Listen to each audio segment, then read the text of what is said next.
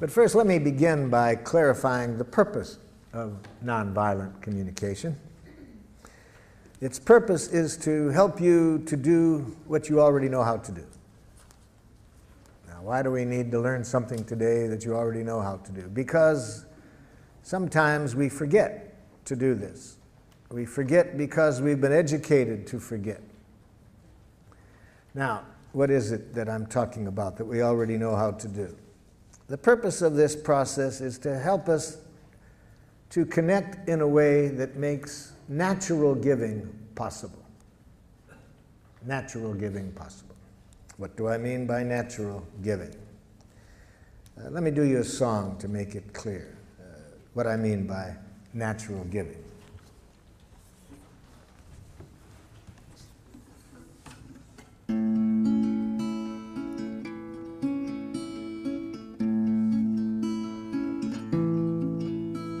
I never feel more given to than when you take from me.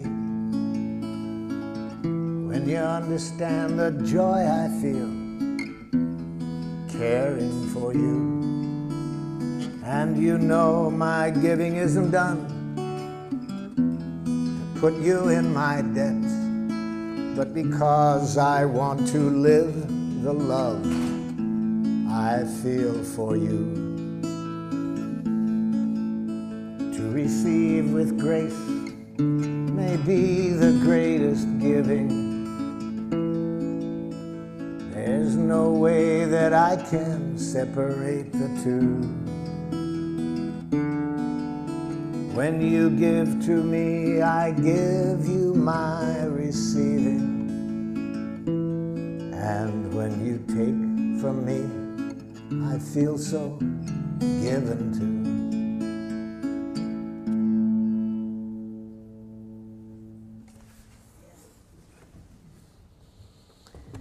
You all know that giving. You know how to do it. And that's what I'm interested in. Remembering to stay with that quality of giving, moment by moment in any connection. But we also all know that it's easy to lose it.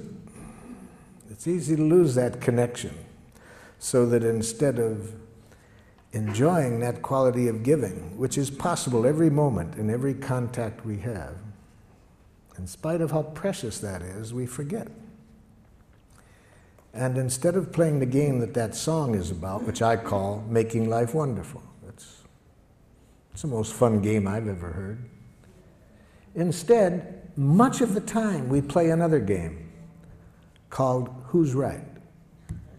Have you ever played that game? See. It's a game where everybody loses. So isn't this amazing that we all know about this quality of giving that the song was about? It's possible every moment. We find that the richest thing to do, and much of our life we end up playing Who's Right? Now, the game of Who's Right involves two of the most devious things human beings have ever come upon. One, punishment.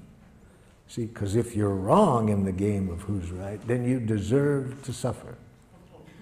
Can you imagine a more diabolical concept to educate people? So, if you haven't already abstained from punishment, I'm sure by the end of the day that will no longer be a part of your consciousness. No more punishment. You won't do it in your families. We'll get rid of it with criminals. It just makes things more violent. We'll find other ways to deal with other nations beside punishment. No more punishment. No more reward. It's the same game. See, it's part of the game of Who's Right. If you're right, then you get rewarded. If you're wrong, you get punished. No more. No more. It's created enough violence on the planet. No more guilt induction. See? No more shame. No more concepts of duty and obligation. Just what the song is about. Natural giving. So how did we get off target? We got off target, according to Walter Wink, a theologian who writes in his book, The Powers That Be. We got off target about 5,000 years ago. We got off target because we started to get some wild thinking. Wild thinking that human beings are innately evil. And when you believe that human beings are innately evil, then if things aren't going as we would like, what's the corrective process? The corrective process is penitence, you see. When people are evil, you think that the way to bring about change when people are behaving in a way you don't like is to make people hate themselves for what they're doing. So for these political reasons and theological reasons, we started to develop a language that I call jackal language. It's a language that cuts us off from life and makes it very easy to be violent. Very easy to be violent. In fact, in that book I mentioned, Wink says that domination cultures, one of the things you have to educate people is to make violence enjoyable, you see. And we've done a good job of that. We make violence enjoyable in our culture. For the 2 hours a night from 7 to 9 when children are watching television the most, in 75% of the programs they watch, the hero either kills somebody or beats them up, you see. And when does this happen? At the climax of the program. We've been educated for quite a while to make violence enjoyable. So even though I think what that song was about is what is really closer to our nature, this natural giving, we've been educated to make violence enjoyable, and educated in a way we can even be violent to our children. So what is jackal language like? See, jackal language, as I've mentioned, is a language of moralistic judgments. You think in terms of who's right, who's wrong, who's good, who's bad. And when you mention change, yes, we want change at times. So how do you get change in the jackal system? Watch a parent try to bring about change in the child. This is a parent teaching a young child say one of the most important words in jackal. Say you're sorry. I'm sorry. You're not really sorry. I can see it. You're not really sorry. I'm sorry. Okay, I forgive you. Can you imagine a game like that? Can you imagine a parent responding to a child that way? And if a parent is going to do that to a child in their own family, what are they going to do to people from other cultures who behave in a way they don't appreciate? So of course you're going to have violence wherever you have this kind of thinking. In cultures that do not have this thinking, you don't see violence, you see. So that's how we got off target. Even though we could be playing the game, make life wonderful each moment, we have been educated for quite a while to play another game, who's right. So what are the parts of this game of who's right? I've just mentioned one of them. One part is moralistic judgments, learning how to go up to our head and think basically in terms of right and wrong, good and bad, normal, abnormal. I learned this game very well. I speak several dialects of jackal. I grew up in Detroit. We spoke a rather harsh dialect of jackal. You might call it Detroit jackal. For example, if I'm out driving and someone is driving in a way that I don't like, and again, I want to install change, you see, I roll down the window, idiot! Now, theoretically, the person is supposed to repent. I confess I was wrong, sir. I will change the error of my ways. It's a great theory. It didn't work. I've tried it more than once. It doesn't work. So I thought maybe it was that particular dialect of jackal. So I decided to get the more cultured use of jackal. So I went to the university and got a doctor's degree in professional jackal. Now when somebody's driving in a way I don't like, I roll down the window. Psychopath! Still doesn't work. You see. There's another part of this language of Jackal. Amtssprache. Amtssprache. That's very important. You see, a language that denies choice, denies responsibility for our actions. I use the word Amtssprache for this part, having read an interview with the Nazi war criminal Adolf Eichmann at his trial for war crimes in Jerusalem. Eichmann was asked, was it hard to send tens of thousands of people to their death? And Eichmann answered candidly, he said, to tell you the truth, it was easy. Our language made it easy. That interview shocked, that answer shocked his interviewer. And his interviewer said, what language? Eichmann said, in fact, my fellow Nazi officers and I, we had our own name for our language. We called it Amtssprache. Amt in German means office, and Sprache, language. I'd call that bureaucratic language. He was asked for some examples.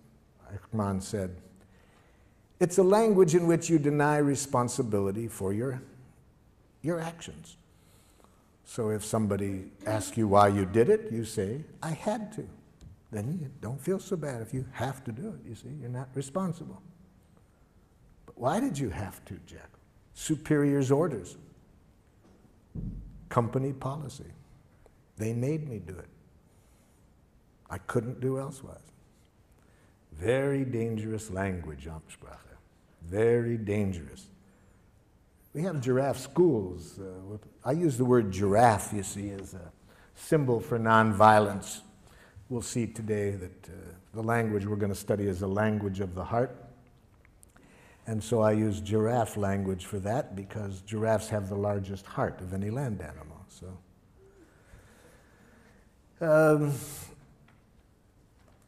giraffe requires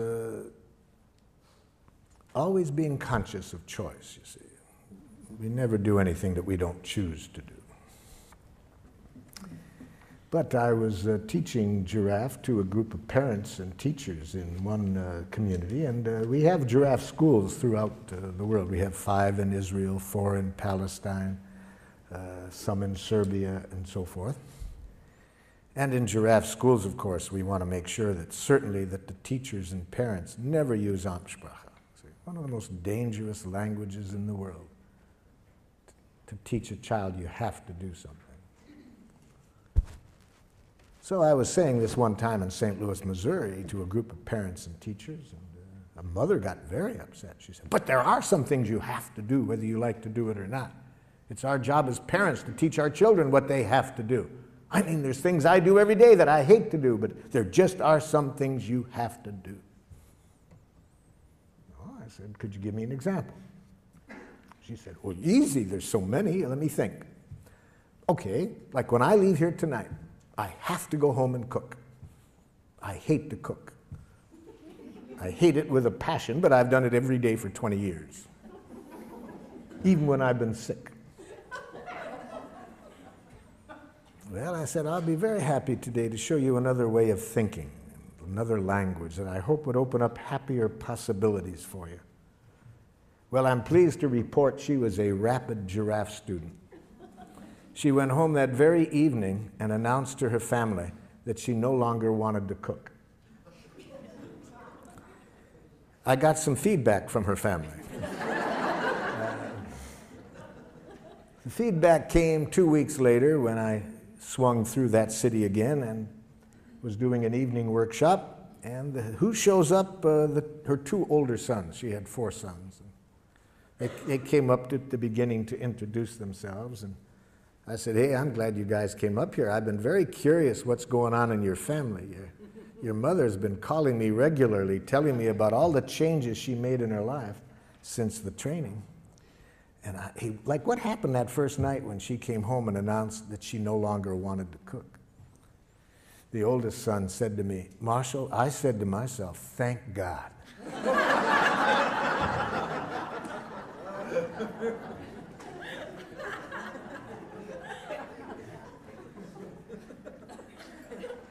I said, help me understand that one.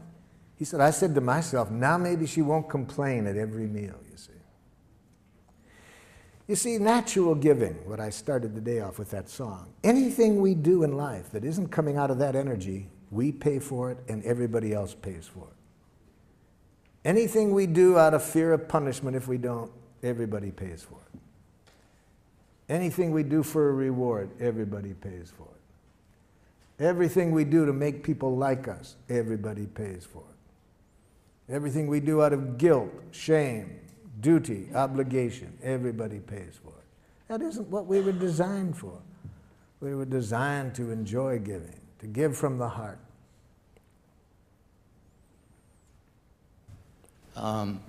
Marshall? Yes. I'm over here. My son brought me to one of your seminars, and I met you some 10 years ago. Yes. In Oakland.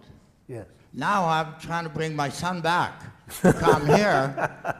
And he said last night when I told him I was coming here, he said, well, why don't you go? I have a couple of appointments. Maybe you could teach me something. So I thought I would come to learn something. Maybe I can teach him. But I'd like to teach him, and I don't know how to do that. Well, I'd like to teach him to at least give me the time of day to communicate with him. He doesn't do that willingly. Okay. And when I try to demand it, it becomes worse. Yes. So how do I do that? Well, that'll be a good situation to work on today, because I'm going to ask everyone to think of a situation right now where somebody's behaving in a way you don't like. So in this case, it's your son who, when you ask him to communicate, he says no. The first thing I'll suggest is you can't teach anybody anything. That's right. And to have that as an objective is itself to create problems. So, yeah. So let's change the objective. Let's never try to teach anybody anything or to change anybody. If that's your objective, you'll create resistance. So that'd be my first suggestion today. Never try to teach anybody anything or to change anybody. That clear? Yeah. Okay. So what do you do then? Give up? No. See, this is the thinking that's been shaped in us by Jackal. See, the game of who's right, win, lose. So then if we can't change and win, then the option we think of is to be a chump and lose, you see. We've been educated to think in those two ways, win, lose, right, wrong. No, I'll show you a way, another option. Okay, let's get into it. Let's give you a chance to practice it. Some of you have already thought of situations, such as somebody you want very much to communicate with, they say no. So, think of somebody at the moment who is behaving in a way that is not making life wonderful for you, and you'd like to get to the place that the song was about, where everybody's needs can get met and people are giving to one another from the heart, willingly, not out of coercion, you see. Let's see if we can show you a process to get there in this situation, to get everybody's needs met, and where people give willingly, not out of any coercion.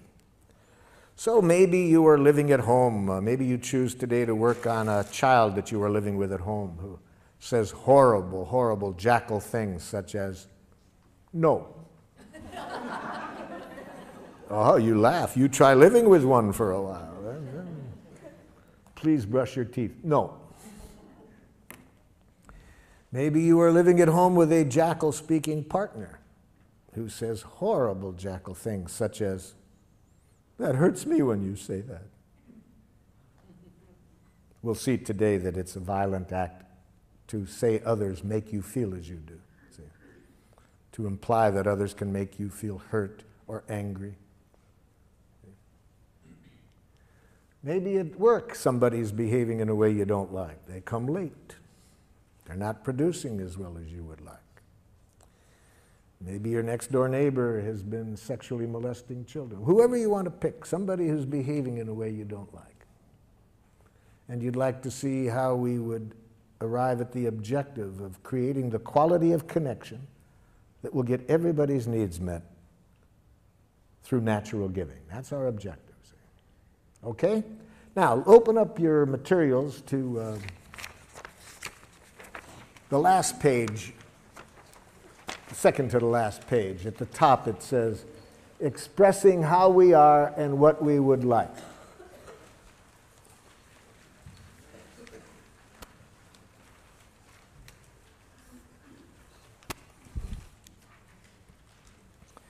And it says under A, think of someone who does something that makes life less than wonderful for you. So this person that I'm asking you to think about, who's presently behaving in a way you're not crazy about, and what I'd like you to do is answer this question. Write here one thing that the person does that you don't like. We're going to work on one specific action that the person does that you don't like to get you familiar with the process today.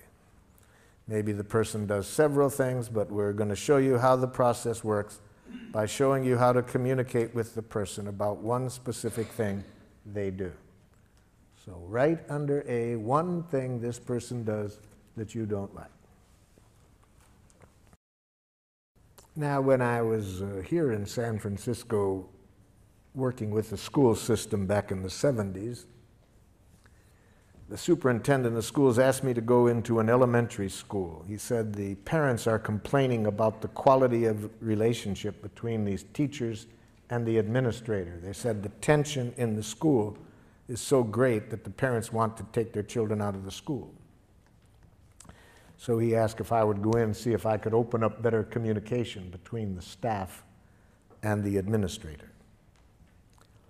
The plan was I would meet first with the teachers and then get the teachers and the administrator together. So in my meeting with the teachers, I started with the question that I just asked you. I said to the teachers, can you tell me one thing that the administrator does that makes it hard for you to work with him? I was asking for an observation, a concrete behavior. What is one thing he does? The first teacher to respond said this: he has a big mouth. Now, can you see the difference between the question I asked and the answer I got? I did not ask, what size mouth does the principal have?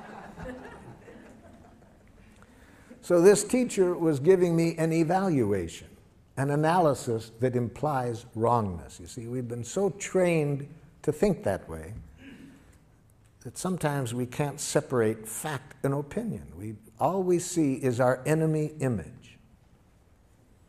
See, whether it's an individual or a nation, we have been trained to think in enemy images, wrongness.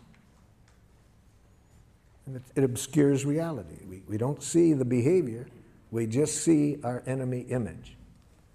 In his book, Out of Weakness, Andrew Schmuckler says that when cultures are taught to think this way, not to just see the person, but an image, a judgment they've made,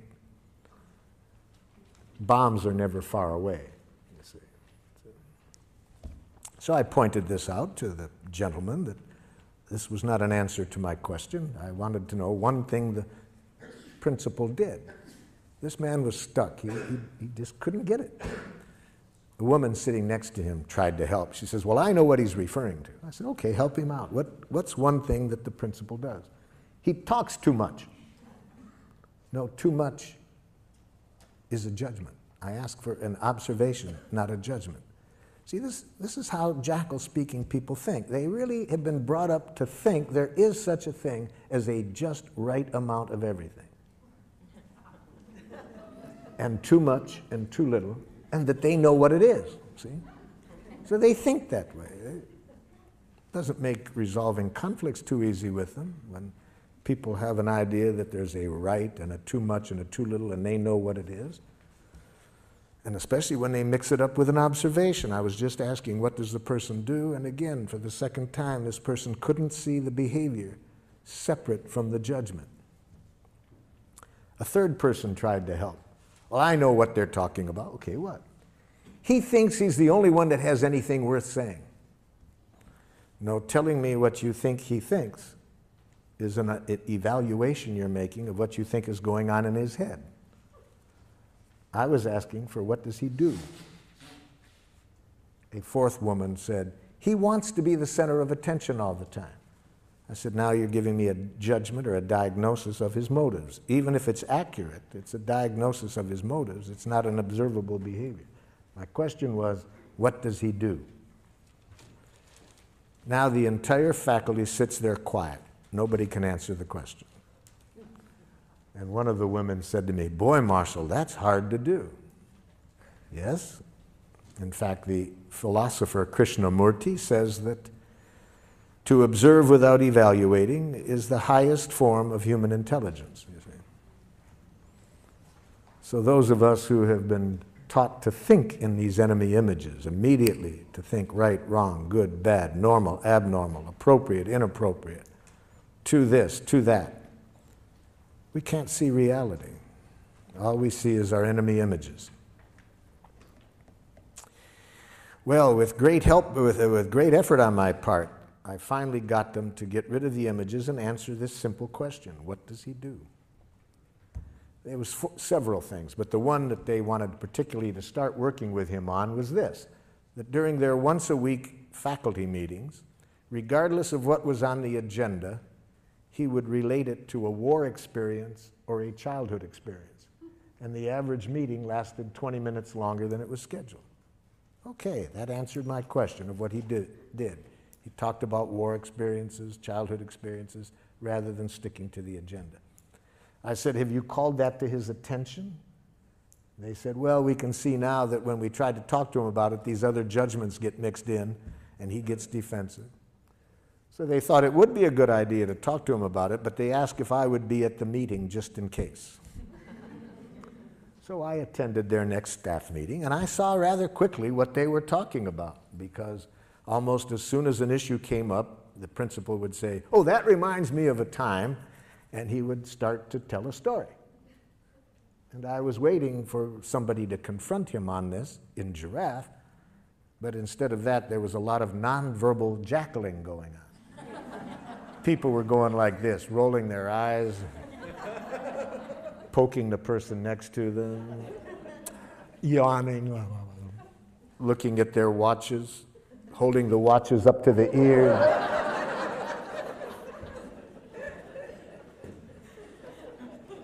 And I watched this scenario going on for a while, and I said, excuse me, but isn't somebody going to say something? Now there's a silence, and the man who spoke up in our first meeting, I could just see him getting his courage up, and he looks at the principal and says, Ed, you have a big mouth. So let's see if whether what you wrote down answered the question I asked. Is it an observable behavior, or did you mix in any evaluation? And my two friends here will help us to make this evaluation. This animal has been taught to, somewhat like a police dog, to sniff out narcotics. If there's any jackal mixed in, he will howl. If you answered the question, this animal will dance. So, sir, what did you write down? My dad blames my wife for my choices. He does what? My dad blames my wife for my choices. Yes, blames is a judgment. See, that's already putting evaluation into it. Dad, do you see yourself as blaming her? No, I see myself as calling attention to the facts. So see, Dad doesn't see that as blaming. No, I'm educating. Thank you, Dad. Yes, okay. So how do we say it? See, we need a direct quote. We need to give to make it an observable behavior, we need to say, my father says what? All of his problems. You are responsible for all of his problems. Wait a minute. He says this to the wife. You are responsible for all of his problems. That's it. Yes, okay, that's a direct quote. That's what he says. That's giraffe language. You made a direct quote, okay? See, as soon as you have the word blame in your consciousness, it's going to change the whole energy with which you approach the person, because you're basically making a judgment of them as blaming, which everybody knows is wrong. You see. Yes? I have the mic. Oh, excuse me. Lately, my son is not doing his history homework. Mm-hmm. Okay. My dad makes harsh judgments and insulting remarks. Oh my God, you've killed my poor jackal.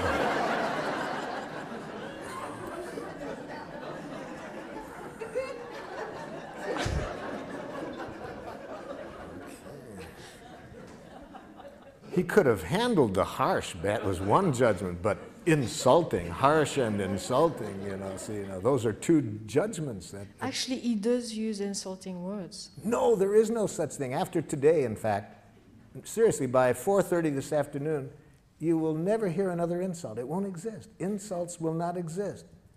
I'm going to show you to use some technology today that takes insults and criticism out of the waves, airwaves. So that no matter what your father says, you can never hear another harsh statement or another insult, because we're going to show you today how to use this technology.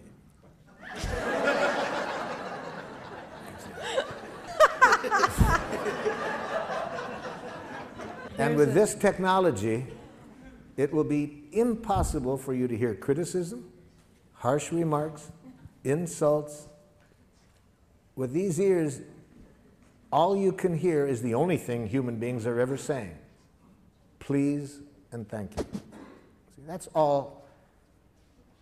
We're going to show you today that all what used to sound like criticism, judgments, blame, are simply tragic, suicidal expressions of please. My brother Yes. yells at me to get in the car to go to school, and then he makes me late to school. Who yells? See, but you see, yells is a kind of a little bit of an evaluation. He speaks in a tone of voice. Yeah. Okay, it's the tone of voice. I was asked at Lincoln High School. Is there Lincoln High School in San Francisco? Yeah. Many years ago, I was asked to work with the faculty there. They were having a lot of tension amongst the faculty, racially, ethnically. There was a lot of tensions. And the superintendent asked me to work there, and I started the day asking, tell me something that somebody else on the faculty does that you don't like. Man turns to the woman next to him and says, I don't like it when you yell in our faculty meetings. She says, who yells?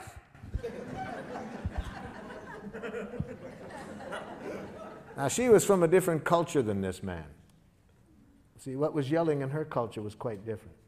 And about 10 minutes later, when she started to yell at him by her own definition, I saw a difference, So raises the voice when he's asking you to get ready for school. Yeah. Yes.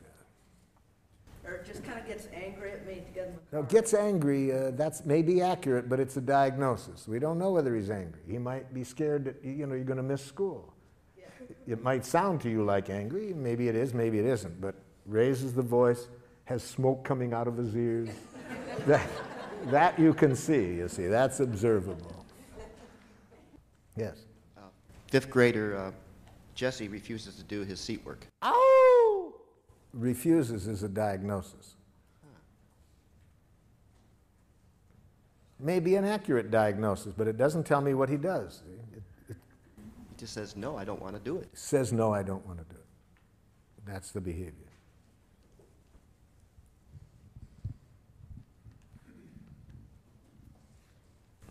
My husband doesn't tell me things which will affect me deeply. Okay. It's the first jackal husband I've ever heard of. This is a new experience for me today. A student in my class incessantly talks loud, won't stay seated, or keep his hands to himself. I hear about 3 judgments in there. Let's go over it slowly, because I hear 3 diagnoses. Say it again, so we'll hear the 3 diagnoses. Incessantly talks loud. Loud is your interpretation. Louder than you would like. If you want to say it, put it that way. Louder than I would like. Won't stay seated. Won't is a diagnosis. Doesn't stay in his seat after I've told him to. He might in the future. We don't know whether he will or not. So that's a diagnosis. Doesn't at the moment. Doesn't when I ask him to stay in his seat. And does not keep his hands to himself. And does not keep his hands to himself. Mm-hmm. Okay. Since coming to the introductory presentation on Tuesday night, I've been very aware of hearing evaluations. Yes. In myself and especially in other people. And so I started to wonder, are all of those violent communications, or would there be a way that some of those are, according to this model, nonviolent? I would say that any evaluation of others that implies wrongness is a tragic expression of an unmet need. Tragic in the sense, for two reasons. First, it decreases the likelihood that we will get what we want. Even if we don't say it out loud, even if we think it, if we are even thinking that what somebody else does is wrong, it decreases the likelihood that we will get what we want.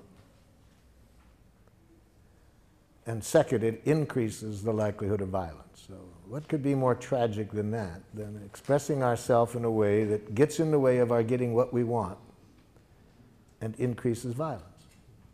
So anything that we want to say that implies wrongness on the part of the other person, I'm suggesting, is a tragic, suicidal expression of an unmet need.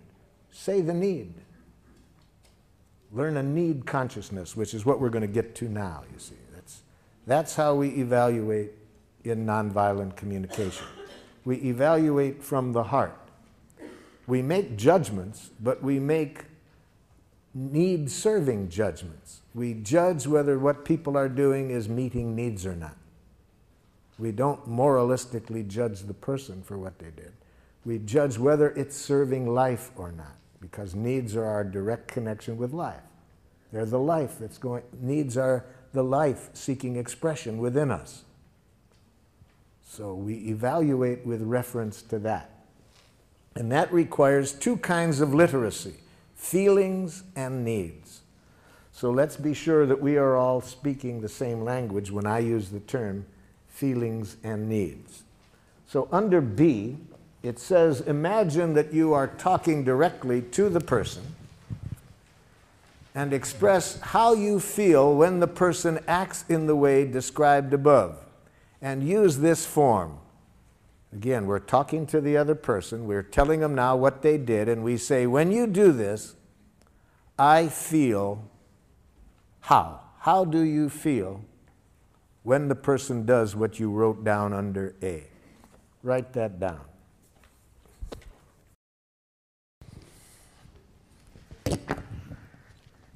When you do this, I feel angry. Okay. Anger is a feeling created by unnatural thinking. We'll get to that next. When you're not ready to leave at the agreed time, I feel anxious and impatient. When you speak that loud, I feel intimidated. Ow! Intimidated is a diagnosis. Be careful of words that are more descriptions of other people, what you think they're doing to you, like intimidating you. So write down the following as not feeling words. Do not mistake these words as feelings. I feel misunderstood.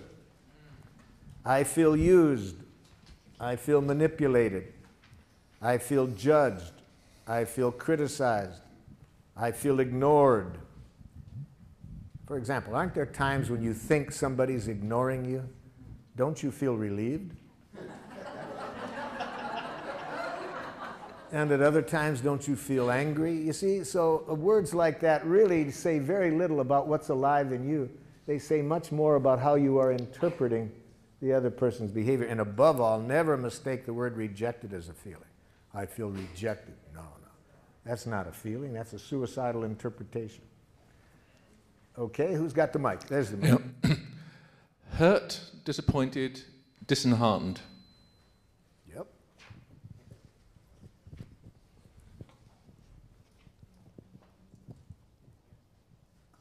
Feel angry and betrayed. Angry, yes. Oh, for betrayed. Betrayed is one of those words like intimidated, ignored, misinterpreted, used, manipulated. It's more a diagnosis of the other person than a feeling. What about contracted? Contracted? If you mean tense and like that, okay, if it's that. When you call me up and speaking loudly tell me you're going to cut off funding, I feel angry and scared. Mm-hmm. When you leave the dishes in the sink, I feel powerless over my environment and time, which feels frustrating and scary. When you start talking loudly in the middle of my sentence, I feel hurt because I think you are not listening to me. Yeah, the feeling is great, but you're going to lose it when you follow the word feel with the word because I think. Anytime you're thinking, your chance of getting what you need is greatly decreased. Especially when you follow the word think with the word you. Then I think you not only won't get heard, I predict a defensive, aggressive reaction. So it's going to be hard for people to care about your feelings when you follow that with a diagnosis that implies wrongness. But we'll get to that next, because we're going to see next that when after the feelings, there's two places we don't go, and one is up to our head. See, we stay in the heart with feelings. We don't go up to the head. We stay in the heart and connect with needs. But we'll get to that, yep. If we want to use nonviolent communication, we want to be sure that we do not use the feeling in a violent way, because feelings can either connect us at the heart or they can contribute to more division and violence. So we certainly do not want to ever express our feelings in this way. I feel as I do because you. Okay? We never want to express our feelings this way. You make me feel.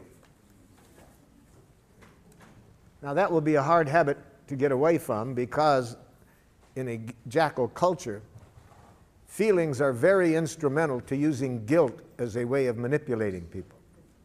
See, the way to manipulate people is if you can convince them that they make you feel as you do, then they should feel guilty and change, you see. So it's another form of this violent game. So, for example, if you are a parent and you want to use feelings in a violent way rather than a connecting way, you would express it this way.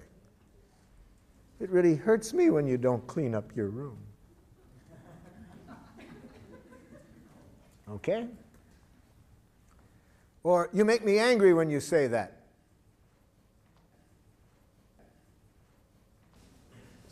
I was talking during the break about one of my happiest days as a parent was when my oldest son went to a jackal school for the first time. He had gone 6 years to a giraffe school that I had helped create, and but then I wanted him to learn how to enjoy jackals as well. So, and in giraffe schools, we also want to be aware that the children are not always going to be in this setting, so we want them to learn how to stay with their own values regardless of which structure they're in, you see. So he comes back the first day from school, and he looked less than happy, and I said, how was the new school, Rick? And he said, it's okay, Dad, but whew, boy, some of those teachers, Dad. I said, what happened? He said, Dad, I wasn't even in the front door, really. I was halfway through the front door, and some man teacher comes running over and says, my, look at the little girl. Can you guess what the teacher was reacting to? Yeah, my son's hair was down to his shoulders. See, in a jackal school, as we all know, authority knows what's right. See, there's a right way to wear your hair as a boy and a wrong way. A right way to do everything, and who knows? The teacher. And then what do you do if somebody doesn't do it? You use shame, guilt, and so forth. You use the word girl as though it's an insult. Welcome to jackal land. So I'm getting burned up, ready to go do a little bat therapy with the teacher. And, forgetting all about my teachings. And I said to my son, how did you handle it? He said, I remember, Dad, that what you said, that when you're in that kind of environment, never give them the power to make you submit or rebel, you see. So one of the things we want to teach children very early, no matter what structure you're in, never lose track that you are free to choose what you do. Don't allow institutions to determine what you do. I said, hey man, that you remembered that, that's a big gift. I really love that you could remember that under those conditions. Then what'd you do? I put on my giraffe ears, Dad, tried to hear what he was feeling and needing. I said, you remembered to do that? What did you hear? Pretty obvious, Dad. Looked irritated, wanted me to cut my hair. Hey, wow, man, I'm really glad you could remember that. How did that leave you feeling? I said, Dad, I felt sad for the man. He was bald and seemed to have a problem about hair.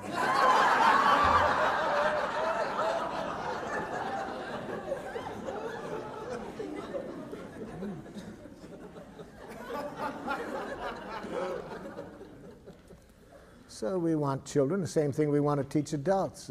Institutions can't make you do anything. Other people can't make you do anything. No human being has ever done anything they didn't choose to do.